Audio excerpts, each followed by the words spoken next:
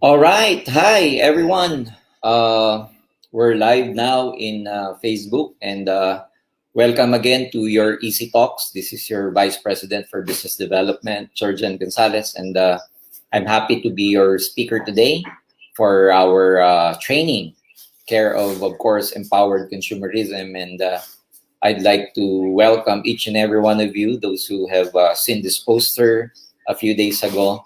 And of course, this is our way, the management's way of supporting you in terms of training, kahit na meron tayong lockdown, kahit na we're in this pandemic, we're doing everything virtually. We're doing everything online. So that's why it's important that, of course, you are also very active in terms of attending trainings like this kahit na wala tayong office, wala tayong operations sa mga branches, wala tayong operations sa mga BCO natin.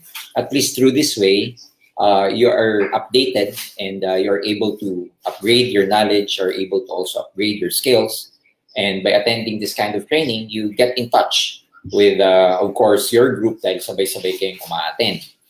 And again, for so many weeks that we've been running this program, itong Easy Talks, marami tayong good feedback na nakukuha sa iba't ibang mga distributors in terms of them being empowered. Kaya nga ang tawag natin, empowered consumerism. So this is actually the new normal that we need to get used to dahil dito sa ginawa ng crisis na to, na ginawa nitong pandemic. And so our ability to adjust, our ability to adapt is very, very important because kung hindi ka mag-a-adapt sa new normal na to, like from physical or field marketing, now everything is being done digitally, everything is being done virtually or online. Pag hindi ka kagad nakapag-adapt ng mabilis, mapapagulihan ka and eventually you become obsolete because as long as this COVID-19 is around us, hanggat wala pang nakukuhang na-discover na vaccine, unfortunately, we'll have to practice social distancing, we'll have to practice the protocols for safety purposes. So, hindi natin magagawa yung usual na ginagawa nating seminars, magdadala ka ng tao sa office, magmi-meeting kayo physically with your group, with your upline. So, hindi natin ito magagawa. And so, as entrepreneurs, as leaders, our ability to adapt is very, very important nowadays because kung ano yung galaw mo bilang leader sa grupo mo, ganun din yung magiging galaw mo ng mga team ng downline or organizations mo. So it's very important that we have to adapt, and I think for the last few weeks na meron tayong mga trainings with the training team, with Sir Arnel, the other vice president, of course with me, being invited to select selected group, no? Yung mga nag-invite sa akin ng per team. I've also already discussed with you kung anong importance ng adaptability because yun yung kailangan gawin ngayon ng leaders, no, ng grupo, to be able to adjust to this new normal, to this new condition. And so, for all of you who are asking kung paano tayo magiging productive during the lockdown, because probably dun sa mga active sa inyo, no, sa Facebook, and especially with our community sa empowered consumerism, I'm sure you've seen some of our distributors and leaders, mga cross lines ninyo or probably upline nyo o mga kilala nyong tao na magugulat kayo, ngayong lockdown, they're actually very, very productive. Ngayon tumaas yung check nila, ngayon gumanda yung income nila. And probably you're asking yourself how these people can be so productive nowadays when there is crisis, when there is pandemic. Paano ba ito nagiging mga productive gayong merong challenge? Because of course, we have to acknowledge valid naman yung reason na mabagal yung takbo ng business, especially during the transition from our normal operation, our normal of doing the business, and then nag-transition tayo dun sa lockdown. So everybody should be focusing on online kasi nga bawal ang social distancing, walang mass gathering, walang mga seminars. Pero bakit yung iba, suddenly, nung nag-transition sila sa online, nag-transition during the lockdown, mas lalo pa silang naging productive. Mas lalo pa silang naging maganda ang cheque, lalo pa silang humataw, in other words. So, my topic for today is very important because some of you may be wondering, how come some people became so productive kahit na merong lockdown? Again, valid reason yung lockdown, valid reason yung meron tayong ganitong challenge. But this should never stop you from producing. This does not stop us. Hindi dapat ito yung nagpapahinto para hindi na tayo makapag-produce o hindi na tayo makahanap ng pay-in, hindi na tayo makahanap ng mapagbebentahan. So in other words, if some people mas naging productive, mas naging maganda yung income nila ngayong lockdown, and some people nawalan ng income o kaya naman some distributors, some empowered consumers, hindi nag-pick up yung income nila while others are, getting big checks. Ibig sabihin, hindi yung lockdown ng problem because kung ang common denominator is lockdown, pandemic, walang activity, walang office, walang mass gathering. Kung ito yung common denominator, dapat lahat na lang ng tao, walang production, dapat lahat na lang ng tao, lahat ng distributors, mababa ang income or walang pay-in. But how come merong group or merong distributors, malaking income nila, meron naman, wala. So in other words, there is,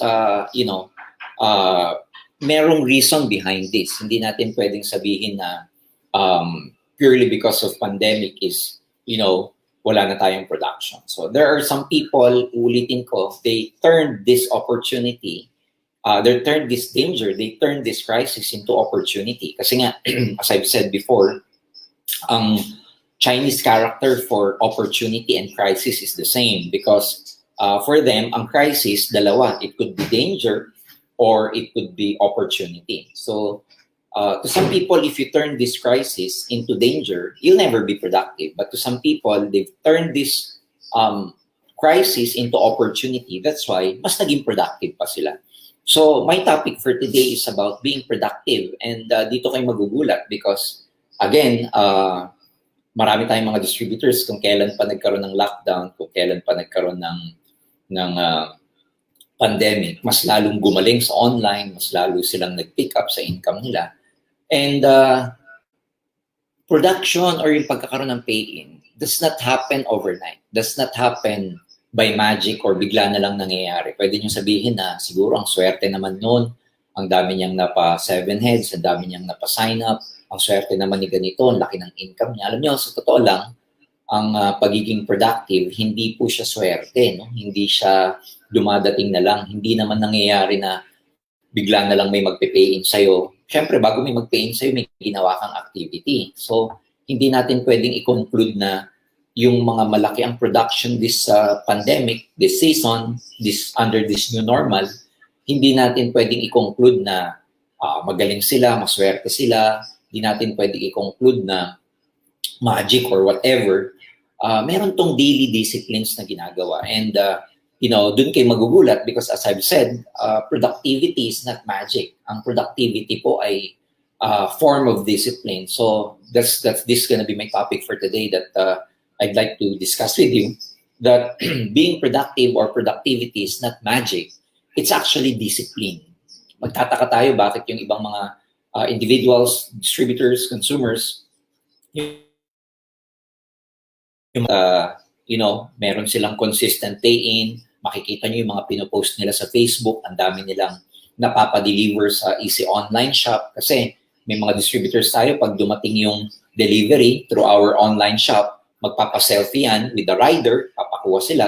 And makikita nyo consistently. Tapos nagpo-post sila, another pay-in, another 15 heads, another 7 heads for this individual. Nung nag-office tayo, nung nag-open tayo sa office just a few weeks ago, maraming mga distributors na head office sa AIC Tower and bumibili ng packages. Magugulat kayo, nagsiselfie, pinopost nila sa Facebook. And these are the things na mame-measure natin na productive sila because number one, kung wala silang pay-in, hindi sila pupunta sa office para bumili ng products. So in other words, meron silang mga ginagawa, meron silang mga process, meron silang mga sistema, meron silang activity because the truth is activity drives production.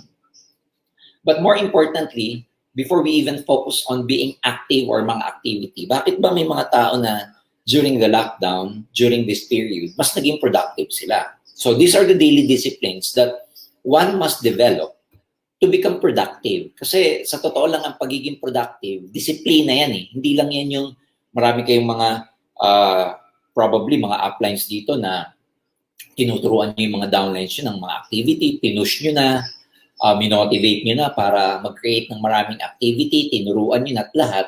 But at the end of the day, they never produce. At the end of the day, they never conduct the essential activities they need to do to build their network. And so bakit, kung activity lang, bakit hindi nagagawa ng distributors? And behind that is, before that activity kasi, before those activity, it's important na merong disiplina because bakit gagawin yung activity kung wala siyang personal discipline? So it's very, very easy to teach yung mga activities like for prospecting, presentation, meeting, closing, selling, follow-up, meeting after meeting. Ang daming activity, online presentation, mag-e-echo kayo and everything. So kung activity lang dapat ginagawa ng distributors yan. Pero bakit may mga set of distributors, individuals or groups na mataas ang activity rate, yung iba naman walang activity? It's because yung iba walang tinatawag na discipline. No? And that's why I want to discuss today with you why it's important to have this daily discipline to develop, okay, or to create activity. And number one, you will be amazed, maraming mga naging productive na distributors during the lockdown or during this period because hindi nawala yung goal sa kanila.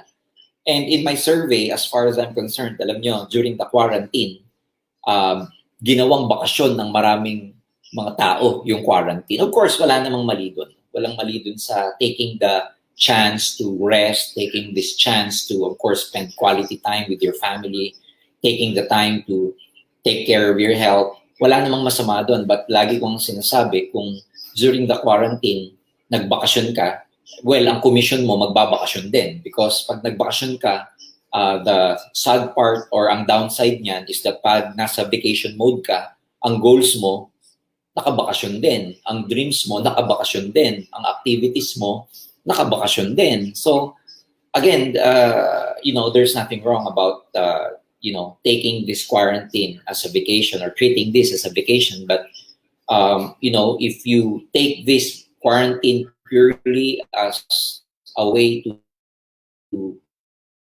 rest, as a way para magsayang lang ng oras and every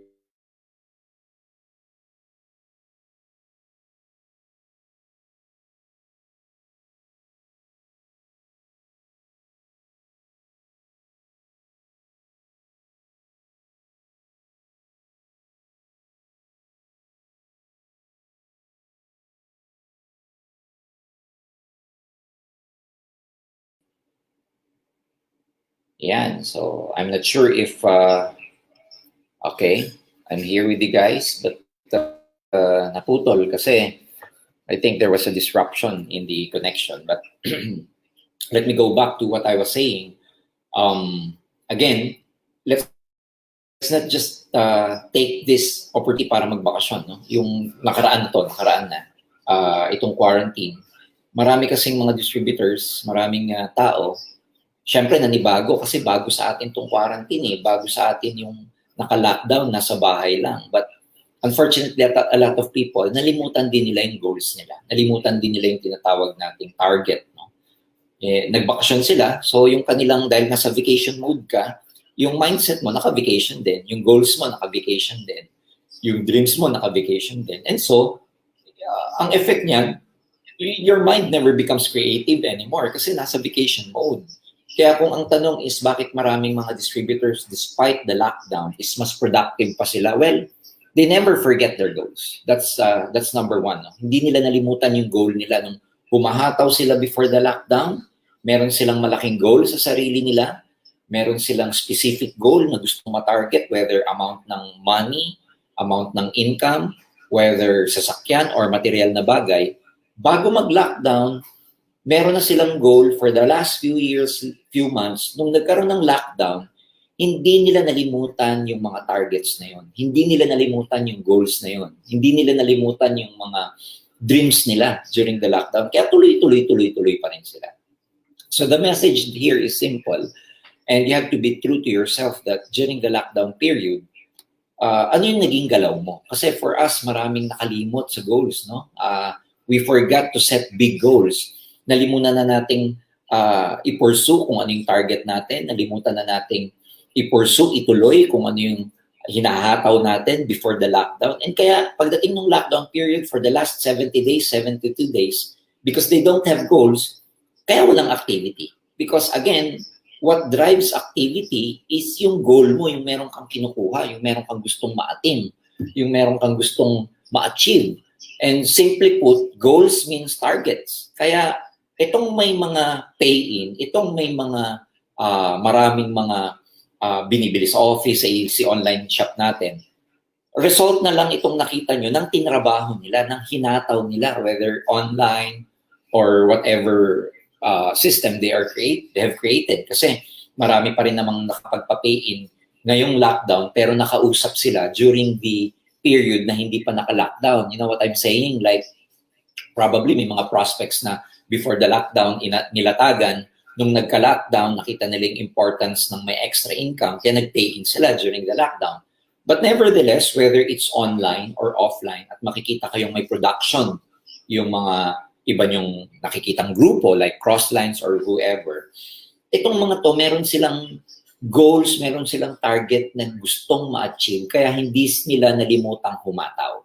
In other words, this should be a discipline for us where we should be aware of our goals palagi. And not just goals, no? Kailangan malaki, yung enough, big goals, enough that you will be motivated. Huwag naman yung sobrang-sobrang laki na ma-overwhelm ka, na halos iisipin ng utak mo na imposible yan. But what I'm saying here is that the bigger the goal, the more invested you become. Kasi pagka yung goal mo, masyadong malaki na ma-overwhelm ka, yung mind mo sasabihin hindi mo makukuha. Pag masyado namang mababa or maliit yung goal mo, hindi ka na ma-challenge and you never become creative anymore.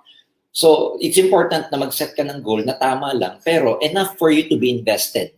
Or the more you will invest on it, like mag-invest ka ng time, mag-invest ka ng effort, mag-invest ka ng galing, mag-invest ka ng knowledge, and mag-invest ka ng skills, because meron kang malaking goal. And I'd like to tell you that, you know, those who have produced during the lockdown, believe me, they never forgot their goals. And unfortunately, those people who did not produce during the lockdown and up to now, medyo mababa or wala kang production, believe me, the number one reason is that you forgot your goals. You forgot your target. Nanibago tayo sa lockdown, nandiyan nag-set in yung worry, nandiyan nag-set in yung anxiety, nandiyan nag-set in yung fear, yung doubt, like, you know, ano na kayang mangyayari sa akin, anong mangyayari sa Philippines, ano mangyayari sa downline ko, sa grupo ko. So kinain din tayo ng mga duda, kinain tayo ng paninibago because things are not like it used to be, no? They used to be. So nanibago, that's why marami sa atin, nalimutan na natin yung goals natin, and that's why the reason some people are not able to produce because wala silang target, nalimutan nila yung target nila. And some people, that's why may mga pay-in, malaki yung kanilang income kahit na may lockdown. It's because they never forgot their goals. They never forgot their big goals. In fact, magugulat kayo, and I'd like to commend, no, isa sa mga top distributors natin, si Rafael Vergara, because just a few days ago, bumili siya ng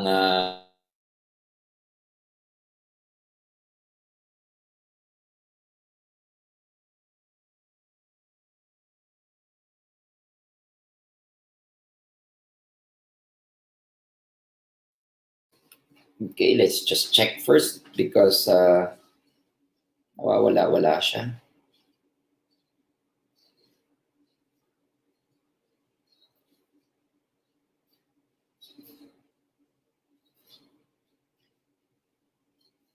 All right.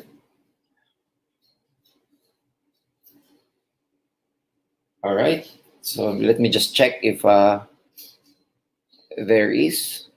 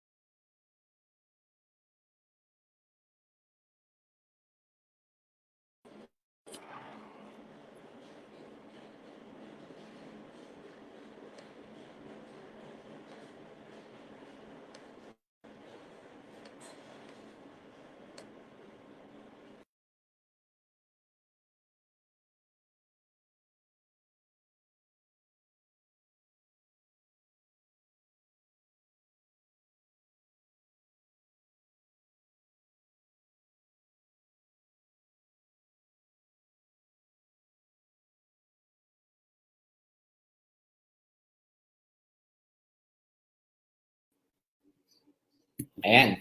Ako ba?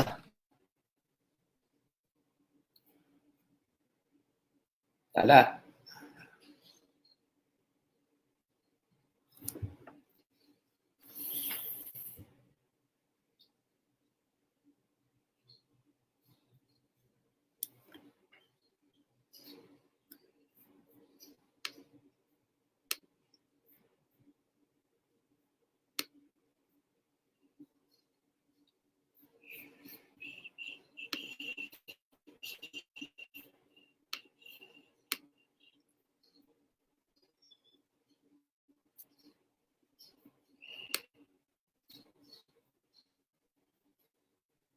All right, we're back.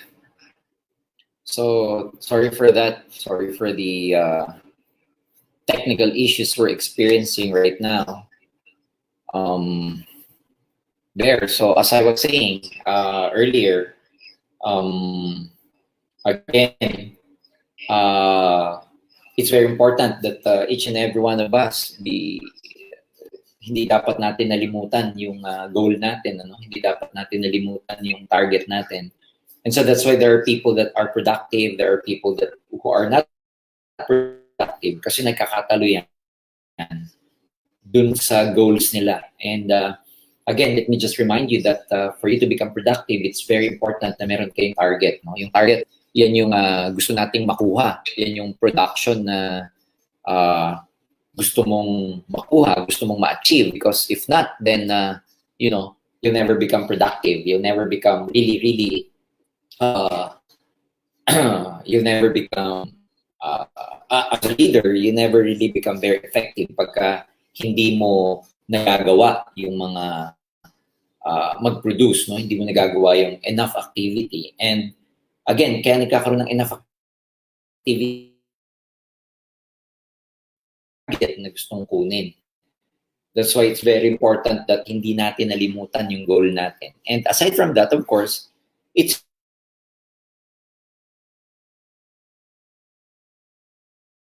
have to have a goal, a big goal, and at the same time, a clear goal that will clearly define what your goals mean to you. Ibig sabihin, merong kahulugan, meron dapat kahulugan sa inyo yung goals ninyo. Merong attachment. Ibig sabihin ng attachment, yung may naka-attach na meaning. No? May naka-attach na dahilan kung bakit gusto nyong makuha yung goals ninyo, kung bakit importante sa inyo yung goals ninyo. Kasi if not, then, you know, halimbawa, bakit hindi naman yung money ang nagpapahaligaya sa atin? Ano? Money in itself is just what? A piece of paper or what? Copper, kumbarya. But money in itself, paper yun eh, pero dapat may attachment siya na ano yung freedom na maibibigay ng pera na to. Kasi yung pera mismo hindi na magpapaligaya per se. Kaya katotoo yung kasabihan na yung pera hindi magpapaligaya sa atin. Totoo yun, ang magpapaligaya sa atin kung ano yung nabibigay nung pera na yun. Halimbawa, nabibigay is, of course, freedom. Ang nabibigay ng pera is, of course, material na bagay, comfort ng buhay. Ang nabibigay ng material na bagay is, you know, mga pagta-travel, pag-spend ng quality time with our family. Ang nabibigay ng money, for example, is the comforts of life, like masarap na pagkain and everything.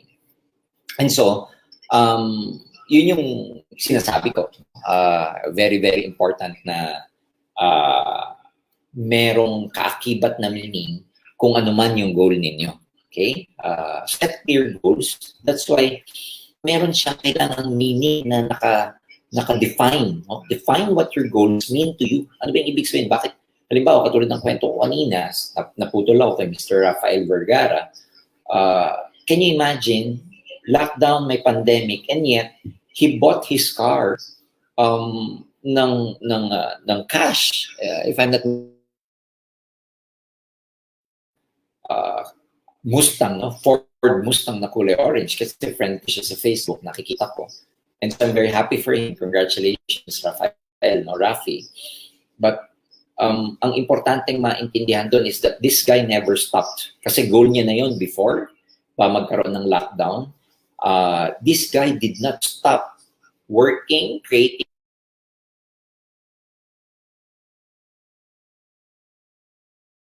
yung meaning ng pagkakaroon ng goal na to. That's one very important thing about that, yung clear sa kanya kung ano yung goal niya. Okay? Kaya naman during the lockdown, humahataw pa rin. Ayan, kabilang kulay orange na musta, which is very, very which he is very, very happy with. Kaya ano yung ibig sabihin ng pagkakaroon ng kotse sa kanya? In other words, yung meaning na ibibigay ng sasakyan na yun is more important than the car itself. Probably, para kay Rafael, it's a validation of his hard work, it's a validation of his sacrifice. Probably, meaning ng kotse na yun is a validation of his hard work, lahat ng mga pinaghirapan niya.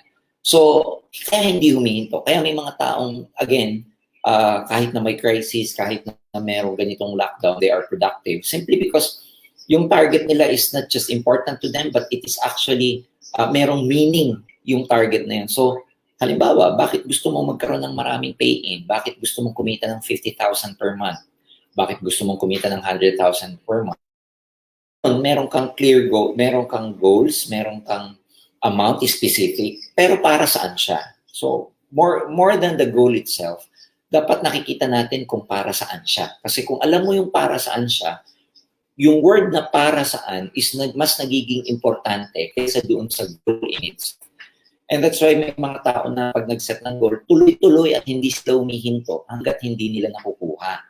Meron naman pag nag-set ng goal, hataw ng konti, pero humihinto along the way. Ano ang difference? Pareho naman silang may goals. Ang difference nila is that yung isa, kaya tumuloy-tuloy, dun sa goal niya, kahit nahihirapan, kaya tumuloy-tuloy at hindi niya siya umitong, hindi niya natatapos, it's because malinaw sa kanya kung ano yung meaning pag na-achieve niya yung goal niya. Yung kabila naman, may goal pero huminto in the middle of the ball game kasi hindi malinaw sa kanya kung ano yung meaning ng goal niya. That's why there are some people pupunta sa gym and then sasabihin nila, I want to lose 20 pounds. May hindi humihinto hanggang hindi nila nalulose yung 20 pounds. Meron naman, sasabihin niya, 20 pounds, I want to lose weight, pero after a few weeks, nakaka 2 pounds pa lang na lose, humihinto na. Parehong may goal itong kinukwento ko, pero magkaiba ng result. Simply because yung isa, mas clear sa kanya kung ano yung meaning pag na-achieve niya yung 25 pounds or 20 pounds na malulose niya. So in other words, we as entrepreneurs, it's very important that we are not just after the money, after the goal itself, but we should also be clear, it should also be clear to us what those goals mean to us. Dapat malinaw sa atin, hindi lang yung amount na gusto mo, kotse na gusto mo, travel na gusto mo. Dapat malinaw din sa atin, ano ba yung kahulugan nito sa akin pag nakuha ko siya. That's why, uulitin ko, that's why may mga taong productive during the lockdown, productive during this pandemic, simply because they did not forget their goals, they did not forget their target, because the truth is, people with goals, yung mga tao daw may goal, yung mga taong may target, they succeed because they know where they are going. Nagtatagumpay sila kasi alam nila kung saan sila pupunta. Nag-set ng direksyon, nag-set ng target. Kaya sila nagtatagumpay kasi alam nila kung saan sila papunta. And that's what we should be doing kahit na merong ganitong lockdown, may ganitong period na may pandemic, may mga limitations ang galaw natin. But this thing should never stop us from setting goals, setting big and clear goals, because the important about setting goals is that the mind becomes creative. Mas nagiging creative yung isip natin para mag-isip ng paraan, mag-isip ng ibang process, humanap ng iba't ibang mga ideas. Kasi merong yung mind mo, tinutulungan ka kasi may target siya eh. Pag wala siyang target, hindi ka tutulungan ng mind mo. So, that's one bad thing about it. That's why kailangan may target kasi tutulungan ka ng utak mag-isip. Pag wala kang target, hindi ka tutulungan ng utak mag-isip. So, that's what you should be doing. That's what each and every one of us should be doing. Kala natin ang pagkakaroon ng goal is just for hataw, activity, and everything. No. Pagkakaroon ng goal is that the brain helps us.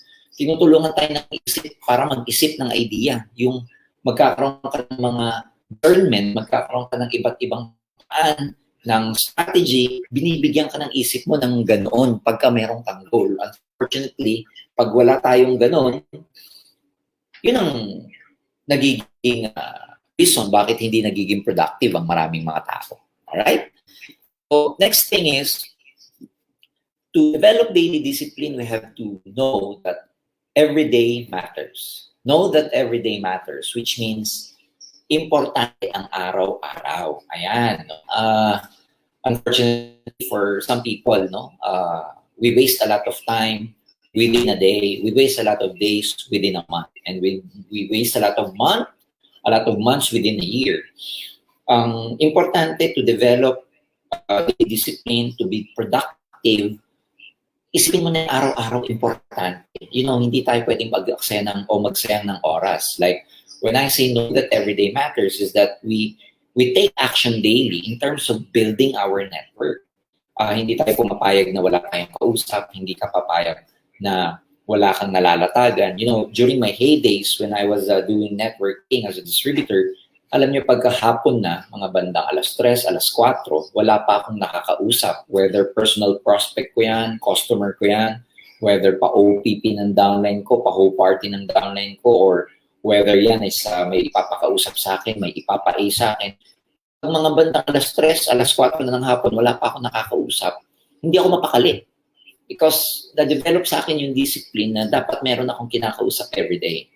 And that should be a part of our nature as entrepreneurs. Naghahanap dapat tayo ng hataw araw-araw, no? Yung saksakan mo yung sarili mo ng maraming hataw, ng maraming activities every day, because yun yung trait natin as entrepreneur, hindi tayo nagsasayang ng oras. So,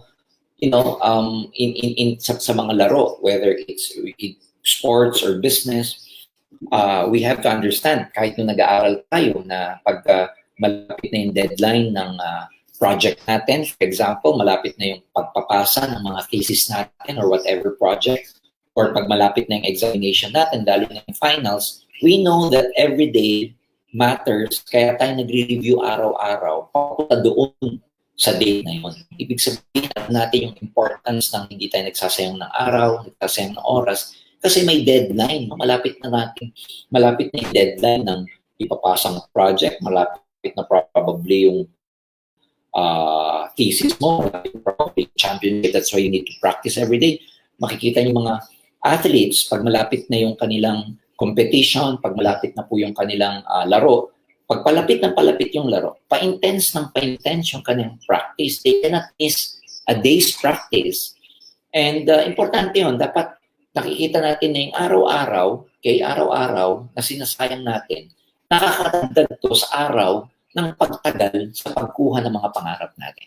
So I hope you get that meaning that every day that you waste your time, every day that you waste, up to the days that take you longer to get your goals. Kaya yung mga araw-araw na sinasayang mo, pumapatong yan sa dulo.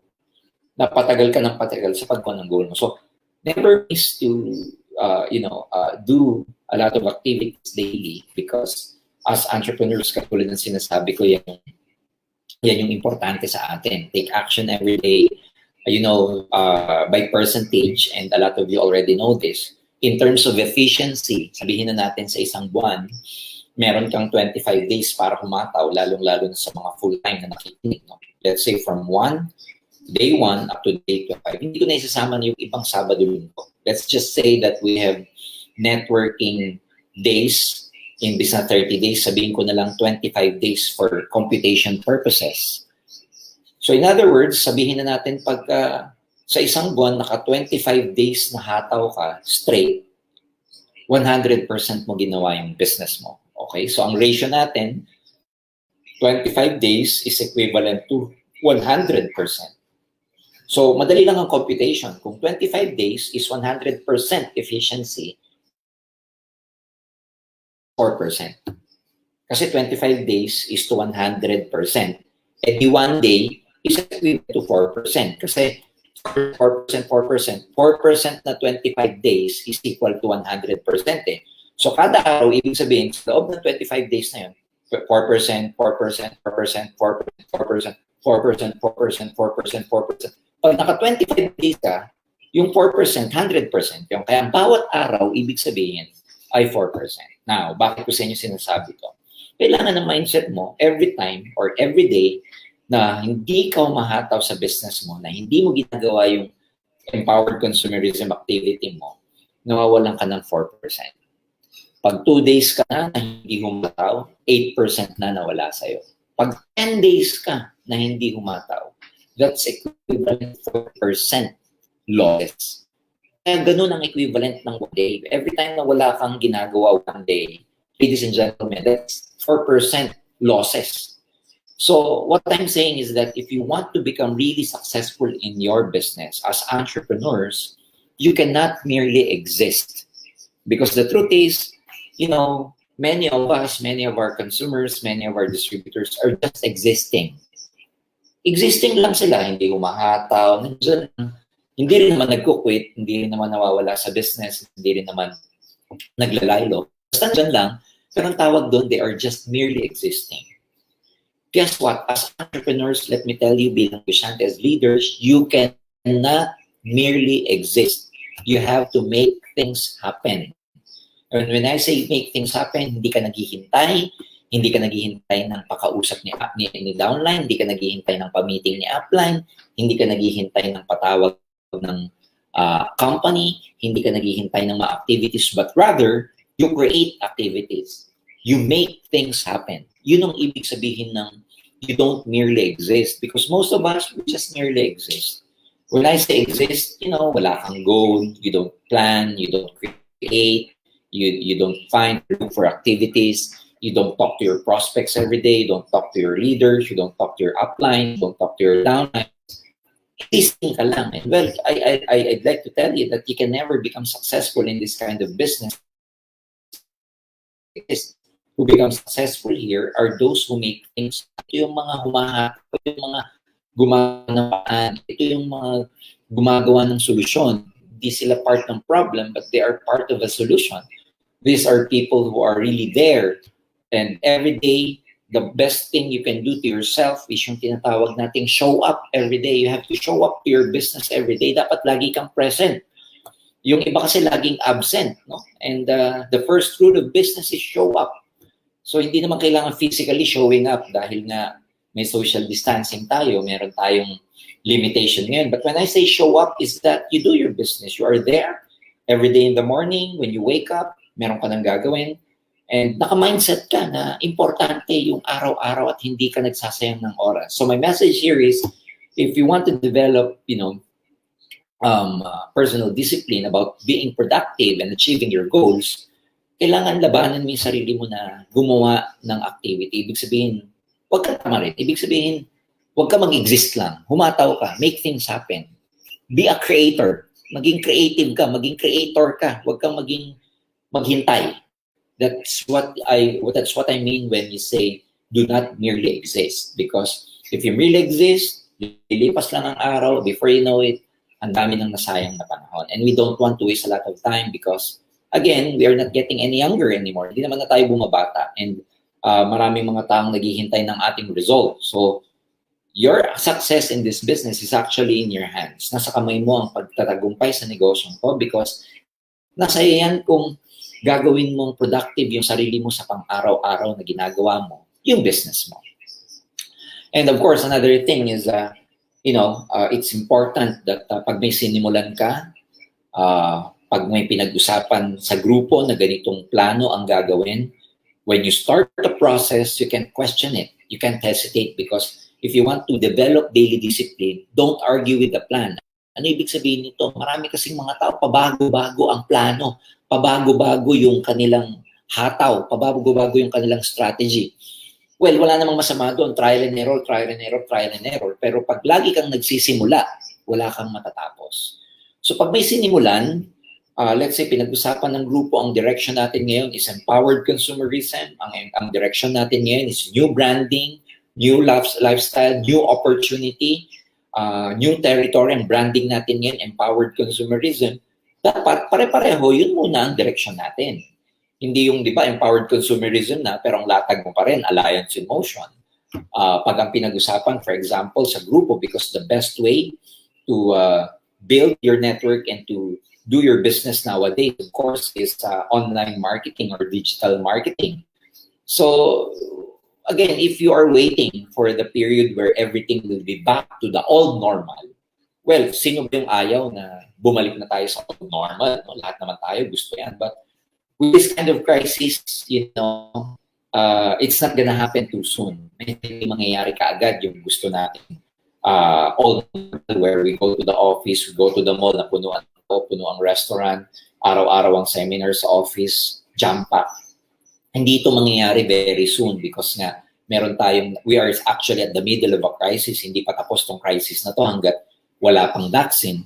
What I'm saying is that we must be able to adapt to this new condition, and the best way for us to adapt to this new condition is to do everything virtually or to do everything online. Kaya ang plano ngayon na pinaka-effective na strategy is, of course, doing the business in terms of how you can continue. Ang tawag dyan, business continuity eh. So, the best way para mag-continue yung business mo ngayon, may disruption pagdating sa offline, pagdating sa field marketing, meron kasing disruption. Para magkaroon ka ng business continuity, kailangan makapag-adapt ka dun sa online because everything is, online because of this new condition. You look at the restaurants, karamihan sa kanila online ang ordering. Magpapadeliver na lang sa Grab, sa Lalamove, or sa Foodpanda. Karamihan ng mga entrepreneurs ngayon, sinisila yung business nila sa online para dun sila mag-marketing, dun sila magbenta. And because we are also nasa sales tayo, the best way for us to adapt to this new condition is, of course, dito sa bagong normal or new normal na to, is that we have to have online skills. So kung yun ang tinuturo ng grupo, yun ang direksyon ng grupo, huwag mo munang kalabanin, huwag mo munang binabanggain. Sumabay ka na lang muna because what is important nowadays is yung tinatawag kong business continuity.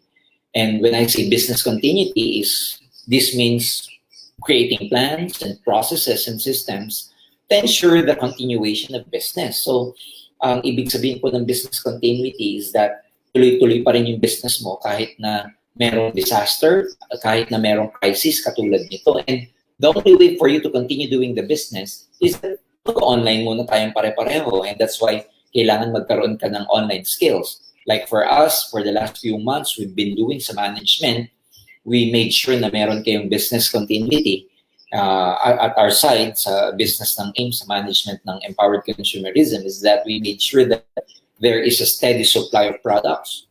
We have protected the nerve center of the business. Ang nerve center kasi natin, products, payout system natin, which means, meron pa rin tayong daily payout, and we made sure na meron tayong daily payout, lalo na sa may mga ATM.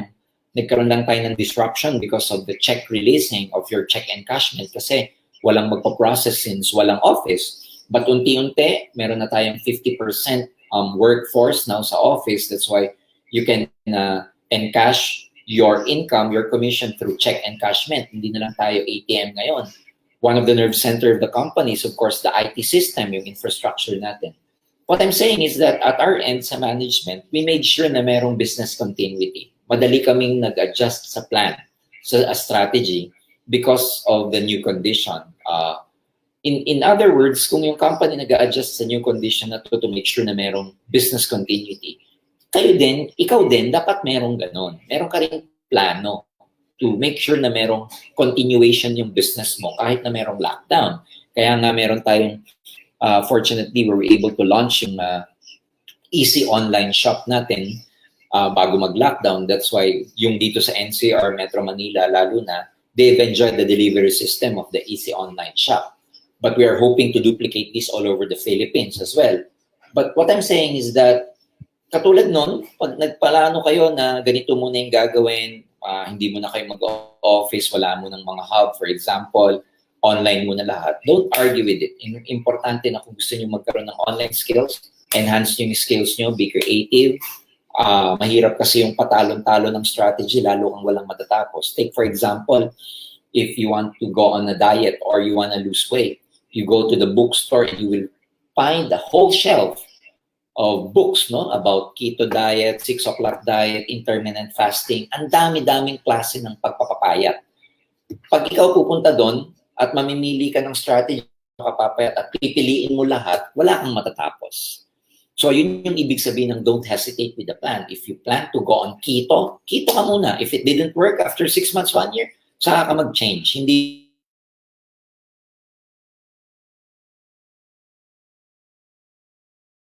and fasting, and yun muna. Huwag muna mag-hesitate na iba muna. 6 o'clock diet naman, vegan muna ako, vegetarian.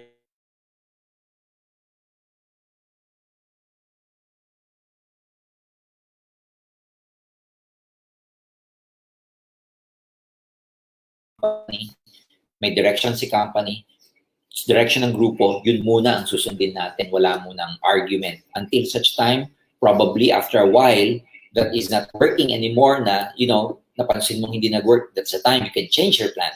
Pero nowadays, hindi muna hanggat hindi nyo pa na-enhance or na-master yung skills ninyo. So, don't argue with the plan. Importante, pag sinabi mo na mag-online ako, hahatawin ko to, ito muna ang gagawin ko, pagagalingin ko yung sarili ko sa skills, yun muna. Because the truth is, yan ang pasok na strategy ngayon.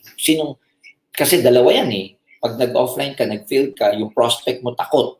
Takot makapagkita, takot bumiyahe, takot din pumunta sa office.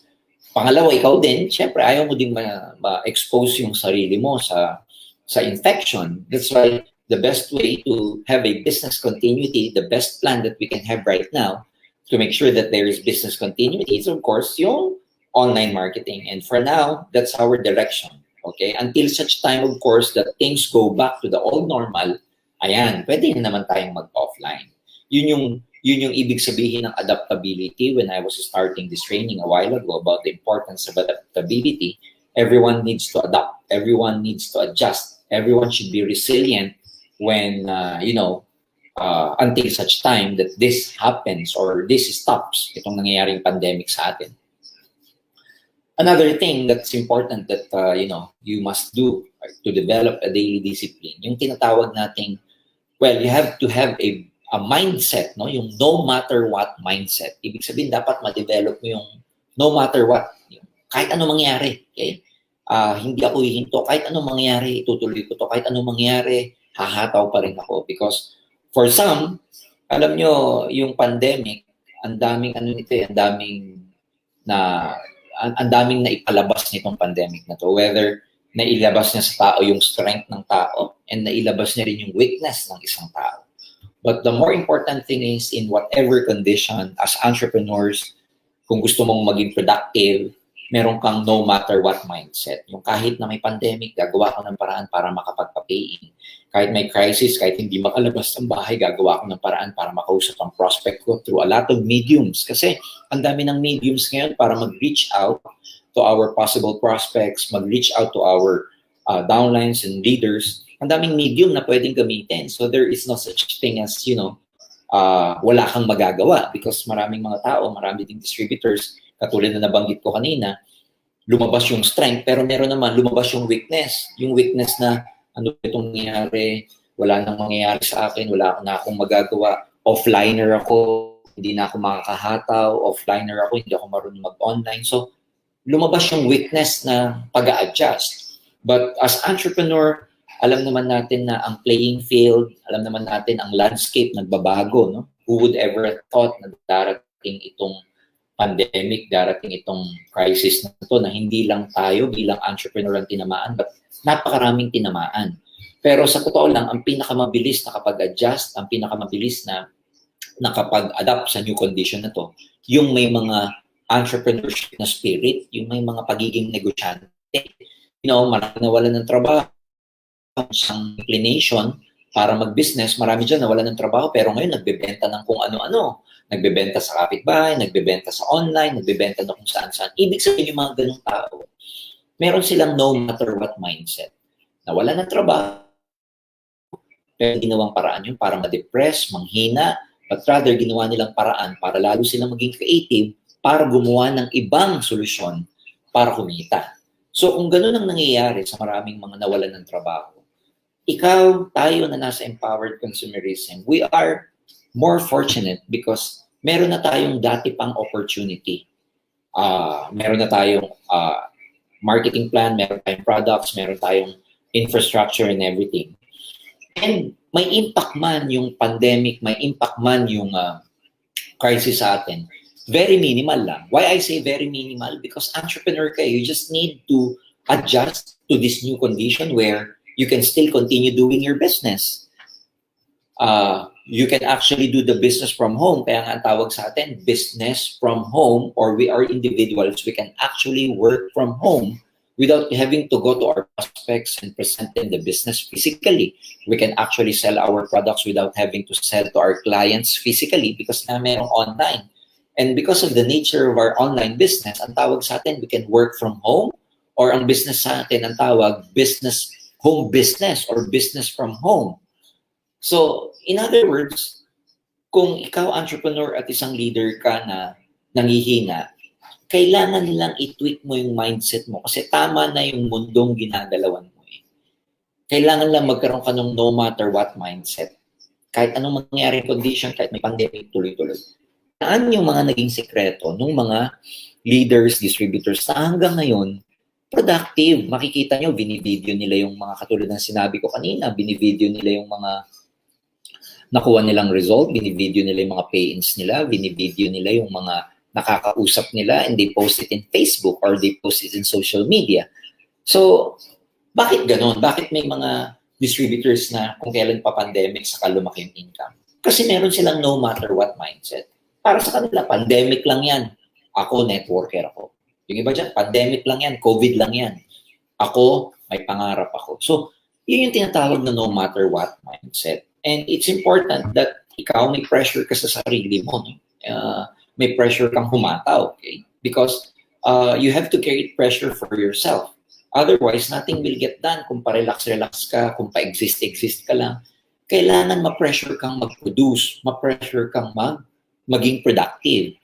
And to some people, pressure is bad. But of course, pressure is bad pagka sobra. Pero pressure is bad as well pag kulang. Ang importante katamtamang pressure. Like, paano kung walang water pressure o hindi aakyat ang tubig sa mga condominiums or hindi tatakbo ang tubig from the plant to our household, sa bahay natin, to our pipes or dun sa ating mga faucets, hindi lalabas ang tubig kung walang water pressure from the plant, sa planta. Ganun din ang gas, ganun din ang crude oil, ganun din ang mga kung ano-ano ginagamit natin because, from the refinery plant, bago pumunta sa gasolinahan, ang gasolina, kailangan may pressure. Air pressure is the same. Maririnig nyo, may mga hydraulic pressure, may tire pressure. Can you imagine yung gulong kung walang pressure, paano tatakbo? Pagka naman masyadong mataas yung pressure, sasabog o matigas. Pag masyado namang mahina yung pressure, ano mangyayari? Yung malambot, okay? So what is important is katamtamang pressure ang ilagay niyo sa sarili niyo. Kailangan nape-pressure ka na mag-create ng result, nape-pressure ka na may nagpo-push sa'yo. I'd rather say na may nagpo-push rather than pressure. So build a no matter what mindset. Ibig sabihin, you push yourself to create results. You push yourself to produce because ganun tayo as entrepreneur. Hindi tayo average na masa, hindi tayo average na tao. We are here to produce a result. And as I've said, it's important that you put some kind of pressure to yourself to really produce. Ganun din naman, tignan nyo. Pagka tayo po ay, nagpapasa ng project, pag tayo po ay may deadline, nape-pressure tayong mag-aral, nagka-cramming tayo nung tayo college, nung tayo high school, pag alam natin malapit na yung exam. Pagka malapit na nating ipasa yung thesis, yung design natin, nape-pressure tayo and we produce results. So in other words, pressure is good. Pressure produces result. Okay? That's why, it's important that everyone is producing result. Kailangan merong pressure. Alright? And yan yung sinasabi ko kanina. Okay? Excuse me.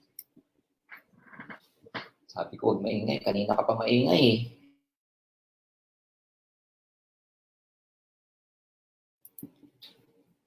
Alright. Next.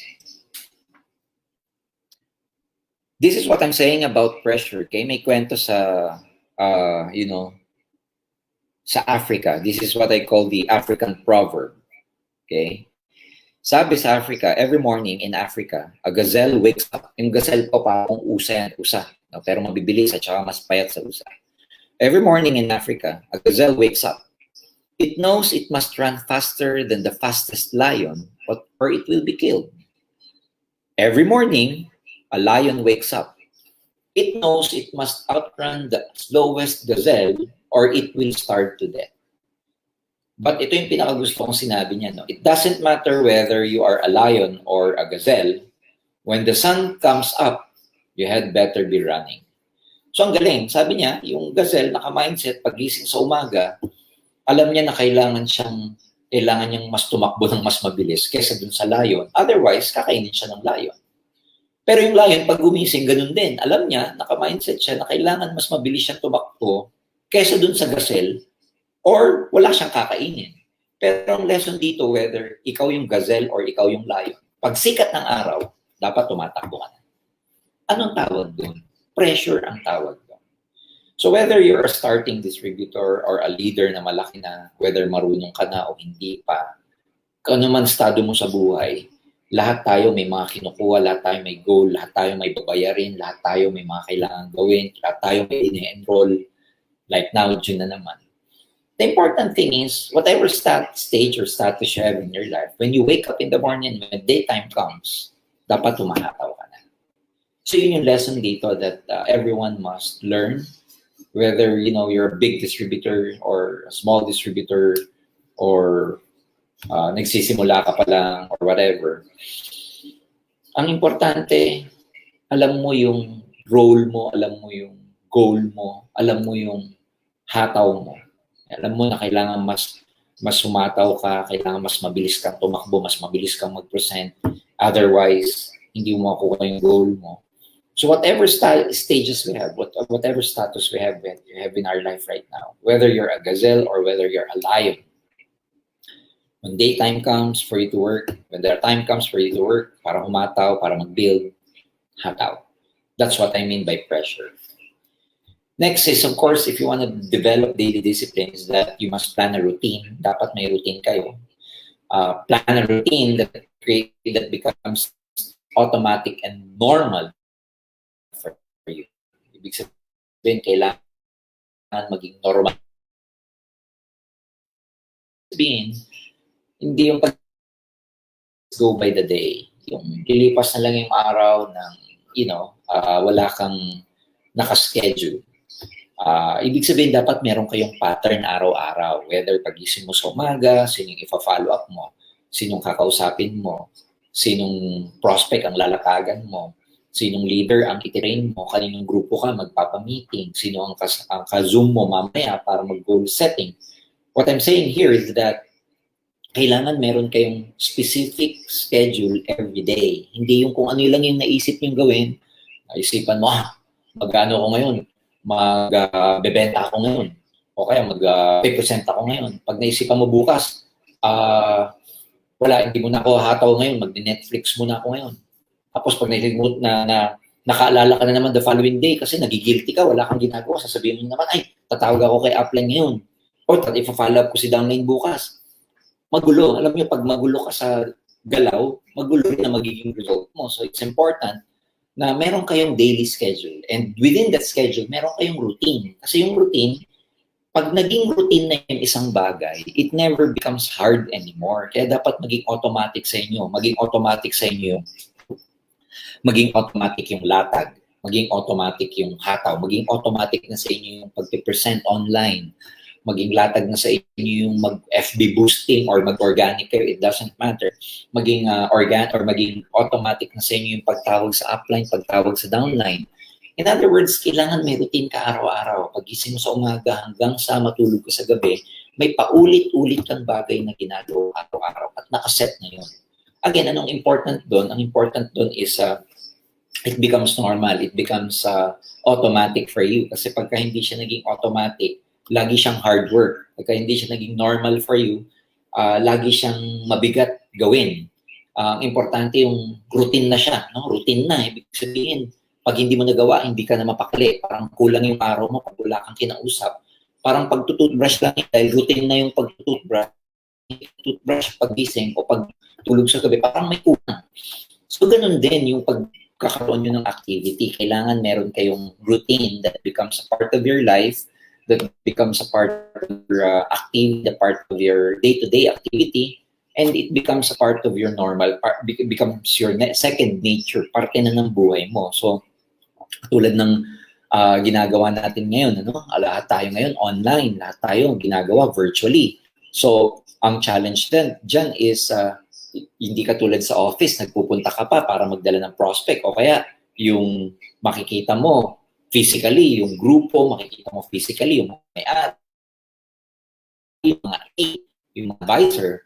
This time, hindi mo siya magagawa ng ganun. So, you know, you must plan, you must include your routine where you can communicate directly, lalo sa mga mentors ninyo para ma-motivate ka, no? Ma-inspire ka. Okay? Isama nyo sa routine nyo yung kinakausap yung mga upline nyo para nabibigyan kayo ng update. Isama nyo sa routine nyo, of course, kinakausap ang mga downlines, nag-present online. Isama nyo sa routine nyo yung laging nagkakaroon ng meetings and everything. You just have to set your mind na ang pagkakaiba naman ngayon, sa totoo lang, is that dati nakikita mo physically yung audience mo. Ngayon, nakikita mo yung audience, yung kausap mo sa laptop o kaya sa cellphone. But everything has to, everyone has to adjust to this. No? Ito na yung magiging routine natin for the next few months hanggang hindi po nagkakaroon ng vaccine. Ito na yung routine natin. Ang routine natin ngayon po online. Like, kami sa management, ganun din. Every day, kahit na nagpupunta na kami sa office, may office operations na tayo, meron pa rin kaming routine pagdating sa online meetings namin. Like tomorrow, we shall have a online meeting with our international trainers. Sa Sabado, may ibang set na naman kami ng mga meeting. So, naging routine na rin sa amin yung lahat ng mga ginagawa naming meeting recently ay ginagawa na lang namin siya virtually. So, you have to plan your routine every day. Sino yung set na kausap mo? Sinong leaders ang kausap mo? Anong oras ka magpo-prospecting? Anong oras ka mag-echo? Anong oras ka magpa-follow up? Anong oras ka kakausap ng mga leaders mo? Anong oras ka mag-meeting? Anong oras ka kakausap sa upline mo? And every day should be routine para wala ng effort on your part. That's the word about it. Yung hindi na sa'yo effort yung laging kumakausap or hindi na sa'yo effort yung ginagawa mong activity. Hindi na siya nakakapagod kasi routine na siya. Alright? And of course, alam naman natin, ang kakambal ng commitment, ang kakambal ng discipline is commitment. It's very important to follow through with what you started until the end. No? Ibig sabihin, hanggang sa matapos yung sinimulan mo, kailangan tapusin mo siya. And not only to do until the end, but to actually do it well. Yung total nandito ka na, galingan mo na. Hindi yung nandito ka nga, pero hindi mo naman ginagalingan, hindi mo rin nalabas yung best mo, sayang siya. So, ang commitment is very important because yan yung magpapatagal sa atin sa business na to eh. Yung commitment mo na hindi ka hihinto hanggat hindi mo natatapos yung karera mo or yung laban mo. Pero I want you to understand, guys, that you know, do not just follow through and hindi lang ito yung tipong hindi ako hihinto hanggat hindi ko nakukuha yung goal ko, hindi lang ito yung hindi ako hihinto hanggat di ako nagiging GA, hanggat di ako nagiging Millionaires Club or Millionaire Circle, but at the same time, you do it well. When I say you do it well, yung craftsmanship mo, yung skills mo, ini-improve mo siya as time goes by. Yung ginagalingan mo, hindi lang yung marami kasi mga distributors yung hindi nga humihinto, mahataw nga, hindi ako hinto, hanggat di ko nakuha yung goal, pero hindi rin nila ginagalingan. Total, what I'm saying here is, hindi kayo hinto, galingan mo na rin at the same time. Ibuhos mo na. Ayun nga yung lagi kong sinasabi sa NDO ko, pag nag-NDO ako dati sa office na, ilabas mo na lahat ng galing mo, ng anting-anting, ng bertud, lahat ilabas mo na lahat ng agimat mo. Total, nandito ka na eh. And the truth of the matter is that, iba-iba kasing level ng buhay natin, every next level of our life will demand a different level of you. Parang nakikita nyo dito sa picture, nung una, ang level 1 parang tusok-tusok lang, ang level 2, ang hindrance niya, apoy, ang level 3, ang hindrance niya, mga iba-iba namang mga pointed object, ang number 4 na hindrance niya, mga sawa, So in other words, ito yung mga level sa buhay that if you want to go higher in life, it will demand a different version and a better version of yourself. So minsan hindi tayo nakakapunta sa ibang level ng buhay natin kasi hindi rin natin ginagalingan, hindi rin tayo nag-i-improve. Parang sa laro lang yan na gusto mo magpunta sa level 10, nasa level 1 ka ngayon, madali. Games. Level 2, medyo mas madali. Medyo mas mahirap ng konti. Pero pataas ng level sa mga games, pahirap ng pahirap. And magdidemand yun ng mas mabilis na kamay, na pindot, magdidemand yun ng different technique, magdidemand yung game ng different timing, different move, or whatever, different strategy. Iba-ibang level will demand a different level of you in terms of your skills, in terms of your leadership, lalong-lalo na leadership, in terms of commitment, in terms of discipline, in terms of your skills, in terms of your knowledge.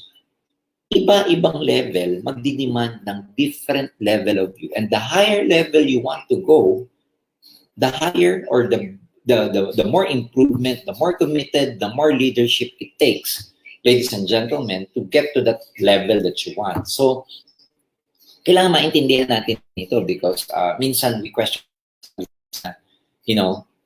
may galing sa 100,000, gusto mo ng 200. Humahataw ka naman ng mga hataw pero hindi ka nagto-200,000. Or in other words, nagto-200,000 ka dati, ang goal mo naman 500,000 pero ang tagal mo makapunta sa 500,000. Ito yung example ko because katulad na sabi ko, kung ibang level ng income ang gusto mo, ibang level ng size ng grupo ang gusto mo, hindi pwedeng yung same hataw ang hinahataw mo. Kailangan probably doblehin mo. Hindi same leadership ang kailangan mo because to handle a number of people na pang 1,000, ibang skills na kailangan mo sa 2,000, sa 5,000, sa 10,000 na grupo. Of course, the bigger the group, mas challenging i-organize yan. But what I'm saying is that when you demand for more in life, life will demand more of you as well. Ganun kasimple. Kung ang hinahangad mo mas madami, mas mataas, ang buhay, maghahangad din, mag-demand din from you ng mas madami from you. So, in terms of your commitment, my question is, if you want to become productive in times of this crisis, is that ano ba yung naging level of commitment mo? Ano ba yung naging version mo? Okay? Because kung sabi ko, new normal po ito. It will demand a new level of you. Itong normal condition na ito, itong online ginagawa natin, it will demand different version of you. Kasi dati, madali lang. I mean, pag-gising mo sa umaga, maligo ka, pupunta ka na ng office, pupunta ka na sa branch, mag-meeting na kayo sa Jollibee, sa Starbucks, ng mga prospect mo, downlines mo, leaders mo. Ngayon, nakakapanibago pag-gising mo, nasa bahay. Ang challenge pag nasa bahay ka, whether you like it or not, ang bahay is our comfort. So, ng comfort yan abode ng comfort yan, bahay. Whether you admit it or not, kahit na gawin nating opisina ang bahay natin. Ang naka-mindset sa utak natin, pag tinawag na bahay, ano yan pahingahan, comfort ko yan, bahay, yan yung aking safe place ko yan. Tapos ngayon, mindset mo yung sarili mo na hahataw ka, gagawin mong home-based yung business mo and everything. So, it takes a different level of commitment. So, the better or the faster you can adjust, the better for you. That's why I'm telling you, this kind of condition, this new normal will demand a different level of you, a different commitment from you, different level of leadership, different level of skills from you. That's why kailangan we go up to the challenge. Kailangan harapin natin itong challenge na ito. Another one is that tawag na transformation during this process. This transformation is that, of course, yun yung sinasabi ko kanina, challenge dahil from office, pag-isip mo sa umaga, maliligo ka, shower ka, pupunta ka na office, magko-commute ka, mag-drive ka, going to the office. This time, madaming adjustment, okay? Kasi nasa bahay ka lang. So, transformation na mangyayari. And your body and brain will do everything it can to resist change and growth. So, when you're trying to develop this kind of discipline, pag gumagawa na kayo ng routine ninyo, pag tinaasan mo na yung level of commitment mo, pag gumagawa ka na maraming activity mo, and or at the same time, dinidevelop mo na yung mga necessary discipline na katulad na pinag-usapan natin, know na magre-resist ang katawan at brain mo. Kasi nakadesign ang brain, nakadesign ang utak na mag-conserve ng energy. Gagawin niya ang lahat para makapag-conserve siya ng energy. Kaya pag may bago kang gagawin, natural na tatamarin ka. Halimbawa, kung dati hindi ka sanay magbasa, bigla kang magbabasa ng libro, you will find yourself, because of this transfer, pasok yung binabasa mo. Kasi nga, si brain hindi naman sanay magbasa.